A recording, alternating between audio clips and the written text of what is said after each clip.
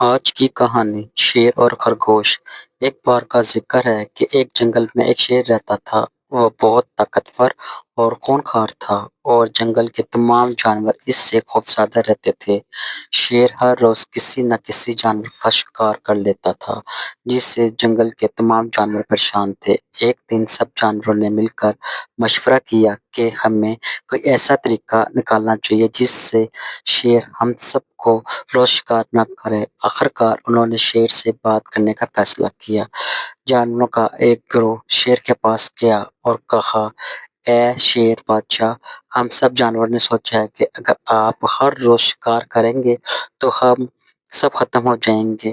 ہم یہ تجویز دیتے ہیں کہ روزانہ ہم میں سے ایک جانور خود آپ کے پاس شکار کے لیے آئے گا۔ اس طرح آپ کو شکار کے لیے بھاگ دوڑ نہیں کرنی پڑے گی اور ہم بھی کچھ دن کے لیے سکون میں رہ سکیں گے۔ شیر نے سوچا یہ تجویز اچھی ہے کیونکہ اس سے شکار کے لیے زیادہ محنت نہیں کرنی پڑے گی۔ اس نے اس تجویز کو قبول کر لیا۔ اب روزانہ ایک جانور شیر کے پاس جاتا اور شیر اسے کھا جاتا۔ ایک دن خرگوش کی باری آئی۔ خرگوش بہت ہوشیار تھا۔ اس نے سوچا کہ اگر وہ روزانہ ایسا ہی چلتا رہا تو جلد ہی سب جانور ختم ہو جائیں گے۔ اس نے شیر کو سبق سکھانے کا منصوبہ بنایا۔ خرگوش جان بوجھ کر دیر سے شیر کے پاس پہنچا۔ شیر نے غصے میں آ کر کہا، تم اتنی دیر سے کیوں آئے ہو؟ خرگوش نے کہا، بادشاہ سلامت۔ راستے میں ایک اور شیر تھا جو کہہ رہا تھا کہ میں ہی اس جنگل کا بادشاہ ہوں اور وہ مجھے کھانے کی کوشش کرتا رہا تھا۔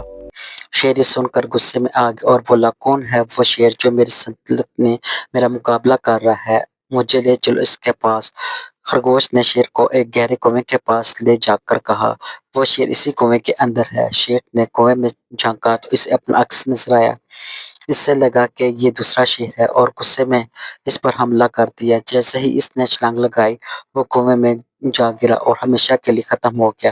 اس طرح خرگوش کی ہوشیاری سے جنگل کے سب جانور شیر کے خوف سے آزاد ہو گئے۔ اس کہانی سے ہمیں یہ سبق ملتا ہے کہ عقل طاقت سے زیادہ اہم ہوتی ہے۔